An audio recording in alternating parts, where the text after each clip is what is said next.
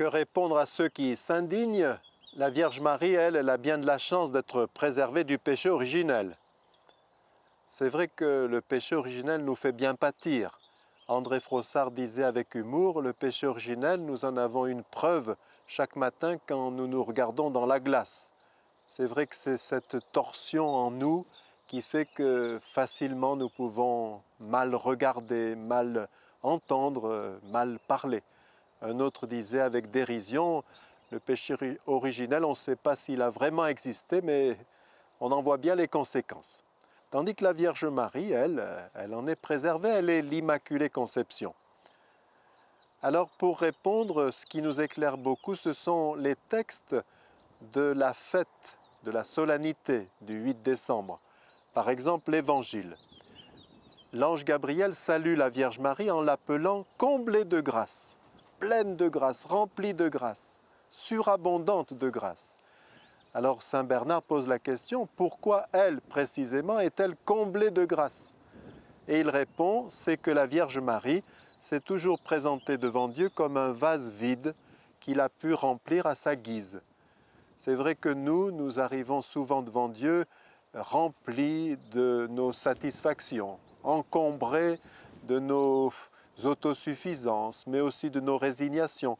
Et le Seigneur pourrait dire, écoute, tu me demandes cette grâce et puis celle-ci aussi, mais où veux-tu que je les mette? Il n'y a plus de place.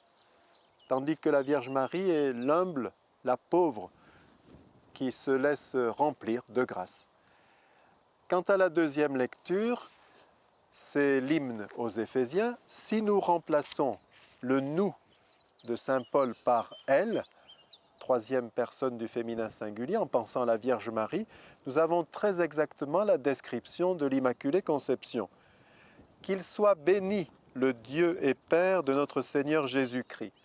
Il a béni la Vierge Marie et l'a comblée des bénédictions de l'Esprit au ciel, dans le Christ. Il l'a choisie dans le Christ, avant que le monde fût créé, pour être sainte et sans péché devant sa face, grâce à son amour. Il l'a prédestinée à être pour lui une fille adoptive par Jésus le Christ.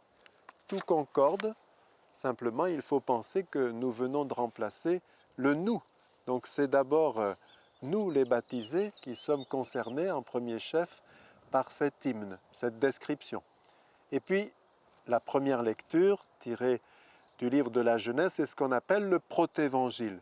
Tout de suite après le péché originel, il est annoncé que dans la descendance d'Ève, il y aura quelqu'un assez fort contre le mal, de façon à lui écraser la tête de son talon. La Vierge Marie est souvent représentée ainsi. Pensons à la statue monumentale de Notre-Dame de France au Puy-en-Velay. Mais dans de nombreuses églises, on voit la Vierge Marie écrasant la tête du serpent. Elle est plus forte que le mal, mais c'est en raison de Jésus, de son Fils. Le père André Degnaud, père de foyer de charité au Canada, l'a merveilleusement exprimé en nous proposant de contempler ce qui se passe le vendredi saint au Golgotha. Il nous dit, il y a au pied de la croix la Vierge Marie et Marie-Madeleine. Marie-Madeleine, en voyant couler le précieux sang de Jésus, de ses poignets, de sa tête égratignée par la couronne d'épines, de ses pieds, dit « Voici le précieux sang qui m'a sauvé du péché ». Et puis, juste à côté, il y a la Vierge Marie qui, elle aussi dans son cœur, en voyant couler le sang de son Fils, de toutes ses blessures, dit « Voici le précieux sang qui m'a préservé du péché ». On parle du privilège de l'Immaculée Conception, au sens qu'on pourrait en être jaloux. En fait, il vaudrait mieux parler du charisme de l'Immaculée Conception. Le charisme est donné à quelqu'un pour tout le corps du Christ qu'est l'Église. La Vierge Marie est immaculée et immaculée pour que nous-mêmes, nous progressions aussi dans cette blancheur, dans cette pureté. Alors, on peut se demander, par exemple, pourquoi la Vierge Marie est appelée de tant de vocables. Par exemple, Notre-Dame de Lourdes, bien sûr, Notre-Dame de Pontmain, Notre-Dame de Bonneval, Notre-Dame du Perpétuel Secours, Notre-Dame de Fatima, Notre-Dame du Oui, Notre-Dame des Foyers, Notre-Dame des Sans-Abris, Notre-Dame de la Garde, Notre-Dame de la Délivrance, etc. etc. Alors, entre parenthèses, on peut dire aussi que la Vierge Marie est réellement une femme.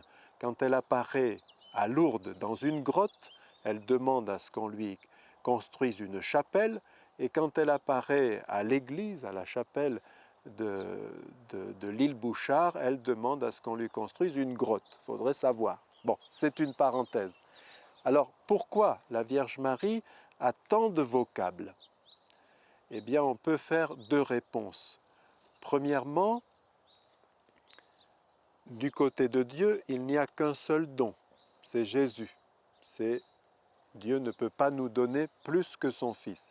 Mais la Vierge Marie, elle représente l'accueil de ce don.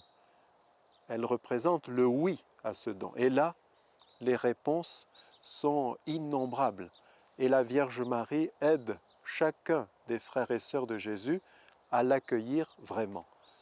Deuxièmement, on peut donner une autre réponse, c'est que la Vierge Marie, elle est présente sur tous les fronts, puisque le mal est partout, il se répand, il s'exerce, il se manifeste de mille manières. Également, la Vierge Marie est présente aux côtés de ceux qui combattent pour gagner la victoire de la pureté et de la liberté.